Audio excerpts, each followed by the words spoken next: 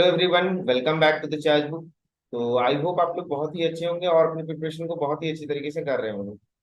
तो last session में मैंने राजीव कुमार का कमेंट लिया था। उनका था क्वेश्चन कि मैंने मेरा शेड्यूल क्या होता था प्रिपरेशन के टाइम में और मैं जीके जीएस को कैसे याद करता था।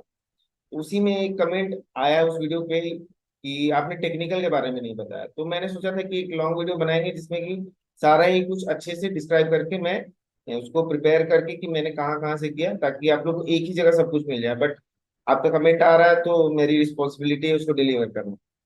तो आज की वीडियो में मैं बात करूंगा कि मैंने 59 मार्क्स, यानी कि मेरे फर्स्ट टाइम में 59 मार्क्स आए थे, वहां से अपनी जर्नी को 79 मार्क्स कैसे इस बार मेरा आ रहा है। 86 मैंने अटेम्प्ट किया था और उसमें से 5 या 6 क्वेश्चन गलत थे, तो 79 के अराउंड मेरा मार्क्स बनता है। तो वहां तक मैंने कैसे अचीव किया उसके बारे में आज आप लोग को बताएंगे। तो चलिए शुरू करते हैं आज का वीडियो। डिप्लोमा और बीटेक कर लिया बट नहीं दिख रहा है एक स्टेबल कैरियर। घबराओ मत, सरकारी जॉब का रास्ता है ओपन। अब सिक्योर करो अपनी जॉब बनकर असिस्टेंट इंजीनियर और जूनियर इंजीनियर। चाहे वो एसएससी जेई हो, आरआरबी जेई हो, कोई पीएसयू हो या फिर किसी भी स्टेट की एई जेई की वैकेंसी। अब सभी एग्जाम की होगी तैयारी इंडिया के टॉप टीचर्स के साथ सबसे अफोर्डेबल प्राइस में। एक इम्पॉर्टेंट अनाउंसमेंट है आप सभी के लिए। पीडब्ल्यू सेलिब्रेट कर रहा है 3 ईयर ऑफ फिजिक्स वाला on 27 May as its foundation day. Hashtag 3 साल लाजवाब। एंड इसमें वो लेके आ रहा है mega offerings and mega launches. ये ऑफर सिर्फ 27 मई से 2 जून तक ही वैलिड रहेगा। और इसमें आप लोग अशोका बैच को सिर्फ 1999 रुपीज़ में अवेल कर सकते हैं। साथ ही साथ इंजीनियर्स बैच को भी 1999 रुपीज़ में अवेल कर सकते हैं। ये बैचेस मोस्ट अफोर्डेबल रेट पे अवेलेबल है और यहाँ पे आपको एक एक टॉपिक को अच्छे से पढ़ाया जाएगा विथ डिटेल डिस्कशन। इस बैच में आपको मिलेगा live lectures, mock test, extra doubt classes, complete notes, doubt engines, सब कुछ प्रोवाइड किया जाएगा। तो पीडब्ल्यू कोर्स आप परचेज करने के लिए डिस्क्रिप्शन में दिए गए लिंक पे क्लिक कर सकते हैं। और ये कोर्स परचेज करने के लिए आप मेरा कूपन कोड भी यूज कर सकते हैं, जिससे कि आपको 250 रुपीज़ का इंस्टेंट डिस्काउंट मिलेगा, जो कि आपको स्क्रीन पे भी दिख रहा होगा और डिस्क्रिप्शन बॉक्स में भी मिल जाएगा। तो सबसे पहले मैं अपने बारे में बता दूं कि मेरी इस बार की जो अटेम्प्ट थी उसमें मैं कितना कॉन्फिडेंट था कि मुझे लग रहा था कि मैं 90 प्लस करके आऊंगा। जीके जीएस में भी मुझे लग रहा था कि मैं 40 प्लस करके आऊंगा, बट पेपर बहुत ही लेंदी था जिसकी वजह से काफी लोग जो सेलेक्ट हो सकते थे वो नर्वस के कारण सेलेक्ट नहीं हो पाया। उनको लगा कि इतना कम अटेम्प्ट है तो नहीं होगा, उसके चक्कर में उन्होंने बहुत ही ज्यादा गलत अटेम्प्ट ले लिया। तो सबसे पहला काम हम लोग का क्या होता है, कोई भी पेपर देने से पहले जब भी आप टेस्ट देते हैं तो एनालाइज कीजिए कि पेपर का जो क्वालिटी था, किस टाइप का पेपर था, लेंदी था, टफ था, इजी था। तो उसके अराउंड अपना कट ऑफ डिसाइड कीजिए कि अगर मान लीजिए बहुत हार्ड पेपर आ रहा है तो 130 जाना भी बहुत बड़ी बात है, और पेपर बहुत इजी है तो 140 से भी काम नहीं चल रहा। तो उसके हिसाब से आप लोग डिसाइड कर लेना चाहिए। और टेस्ट सीरीज का मतलब ही यही है कि हम लोग को एनालाइज करना है कि किस पेपर में हमारा मार्क्स कैसा होना चाहिए। ठीक है, अब बात करते हैं टेक्निकल में। सॉरी। तो अब बात करते हैं कि टेक्निकल में मेरा मार्क्स कैसे इंप्रूव हुआ, मैंने क्या क्या स्टेप्स उठाए थे। तो सबसे पहला पॉइंट था कि मैं हमेशा से फोकस करता था प्रीवियस ईयर क्वेश्चन पे। और मेरा हमेशा से टारगेट रहा है कि जिस भी एग्जाम को मैं दूंगा उसके एग्जाम पैटर्न को समझना। तो एग्जाम निकालने के लिए आपको हर सब्जेक्ट को बहुत ही अच्छी तरीके से पढ़ना नेसेसरी नहीं होता, ए टू जेड पढ़ना नेसेसरी नहीं होता है। आप पढ़ रहे हैं बहुत अच्छी बात है, लेकिन जो भी उस एग्जाम के लिए बहुत ज्यादा इंपॉर्टेंट है उसको बहुत अच्छे तरीके से करना ज्यादा इंपॉर्टेंट है। जैसे अगर एसएससी जेई की बात करें तो इसमें स्पेशल मोटर्स का बहुत ही इंपॉर्टेंट रोल है। तो उसको आप बहुत अच्छे तरीके से करें ताकि उससे एक भी क्वेश्चन आपका मिस ना हो। तो मैंने वही किया कि जो भी मेरी डिसएडवांटेज थी, यानी कि जो भी मुझे लग रहा था कि यहाँ पे मैं वीक रह रहा हूँ, वो आपको टेस्ट सीरीज से पता चलेगा। और वहां से मैं अपनी डायरी में मैं तो 2-3 डायरी मेंटेन करता था। एक डायरी रहता था जिसमें मैं डेली का रूटीन लिखता था, एक था जिसमें मैं जो भी एक्स्ट्रा चीज मिल रहा है मिसलेनियस चीज उसको मैं उस पर नोट डाउन करता था। तो मैं वो सब बनाता था कि हाँ ये टॉपिक है। जैसे लास्ट टू लास्ट ईयर उपैन का एक क्वेश्चन आ गया तो मैंने उसको नोट डाउन कर दिया कि उपैन को अच्छे तरीके से पढ़ना है, मैंने उसको अच्छे से प्रिपेयर किया। तो आप लोग का भी टारगेट ऐसे ही रहना चाहिए कि आप जब भी प्रीवियस ईयर दें तो वहां से जो भी टॉपिक मिल रहा है आपको लग रहा है ये नहीं हुआ, जैसे निगर निगर आप लोग बहुत लोग छोड़ देते हैं, डिप्लोमा वाले अच्छे से करते हैं, बाकी लोग को पता नहीं होता है कि निगर कैसे वर्क करता है। निगर पे नॉर्मल क्वेश्चन आता है कि हाँ इंसुलेशन रेजिस्टेंस को मेजर करने के लिए आता है। बाकी आप लोग को उसको अच्छे तरीके से पढ़ लेना है ताकि उसके अलावा भी कोई क्वेश्चन आए तो आपका मिस नहीं होना चाहिए। तो आपका अप्रोच ऐसे ही होना चाहिए कि आप जितने भी टॉपिक्स है जो एसएससी जेई में फ्रिक्वेंटली आस्क्ड है उससे तो क्वेश्चन मिस नहीं होना चाहिए। ये आपका सबसे पहला टारगेट होना चाहिए। दूसरा, जो सिलेबस में जो भी टॉपिक दिया हुआ है, जैसे मेजरली 5-6 सब्जेक्ट से बहुत ज्यादा पूछा जाता है, इलेक्ट्रिकल के लिए बात करूं, उसी तरह मैकेनिकल और सिविल का भी सेम ऑलमोस्ट वही हाल है। एक दो चैप्टर उन लोग के सब्जेक्ट उन लोग का बढ़ जाता है।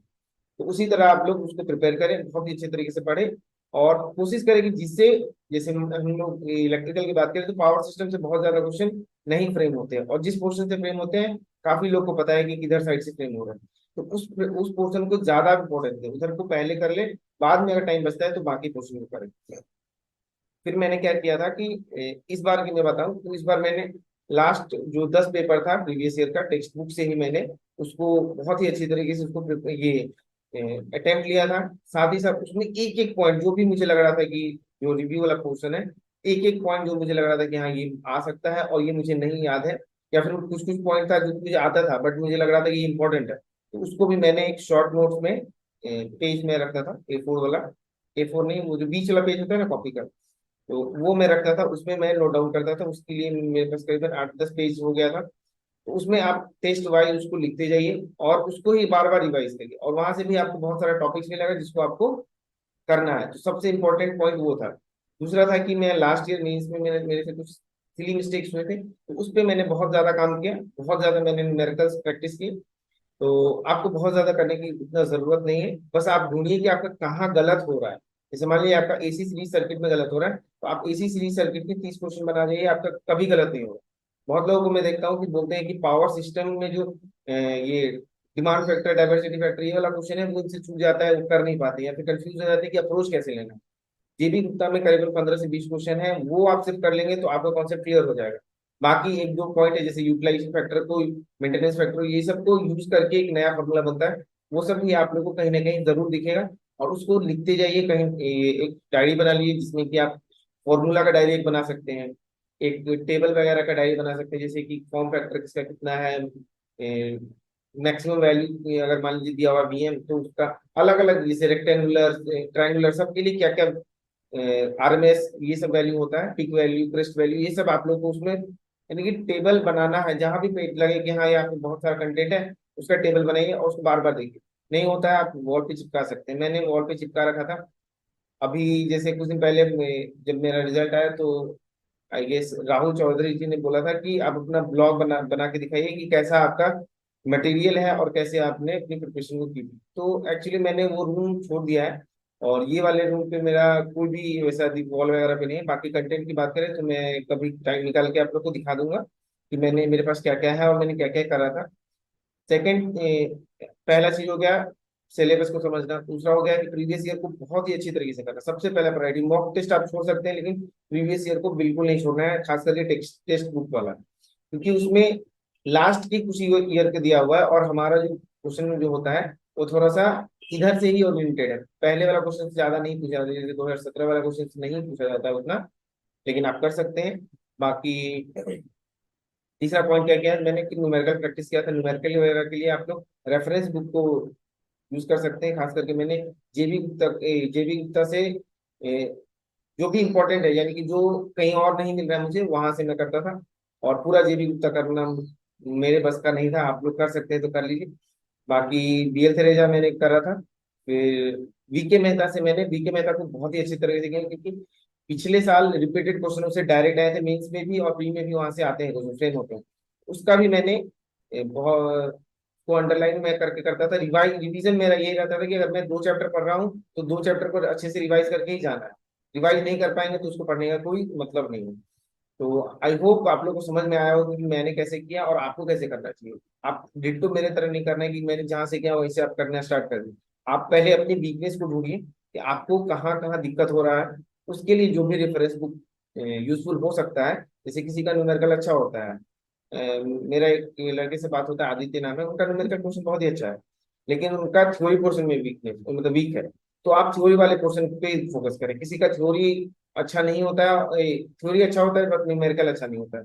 जैसे आशु है जो कि प्रिपरेशन कर रहा है अभी, लास्ट सेमेस्टर में जा रहा है, तो वो उनका भी थ्योरी अच्छा है बट न्यूमेरिकल पोर्शन वीक है। तो उसी तरह मैं कह रहा हूँ कि आप अपने अकॉर्डिंग डिजाइन कीजिए कि क्या स्ट्रेटजी आपके लिए होनी चाहिए। कोई भी आइडियल स्ट्रेटजी नहीं होता है, सभी जो भी सेलेक्ट होते हैं वो, आपने सुना ही होगा, अभी तक मैंने इतना इंटरव्यू लिया है, तो सबका कुछ कुछ अलग ही स्ट्रेटजी रहा। बट वो सक्सीड इसीलिए कर पाते हैं क्योंकि वो अपने वीकनेस पे वर्क करते हैं। आपका जो भी वीकनेस है उस पर वर्क कीजिए, डेफिनेटली आप लोग को रिजल्ट मिलेगा। मैं ये नहीं कह रहा हूँ कि आपका सिलेक्शन ही हो जाएगा, बट इंप्रूवमेंट जरूर दिखेगा, और जितना ज्यादा इंप्रूवमेंट होगा सिलेक्शन के, आप उतने ही करीब जाएंगे। तो आई होप आप लोगों को सब कुछ समझ में आया होगा। मिलते हैं नेक्स्ट वीडियो में, और आपको कोई भी डाउट होता है कमेंट बॉक्स में कमेंट कर सकते हैं, और टेलीग्राम हमारा ग्रुप है, कल या परसों मैं उस पर ऑडियो सेशन ले रहा हूँ, और इंटरव्यू सेशन भी आने वाला लगातार आएगा। चलिए मिलते हैं नेक्स्ट वीडियो में।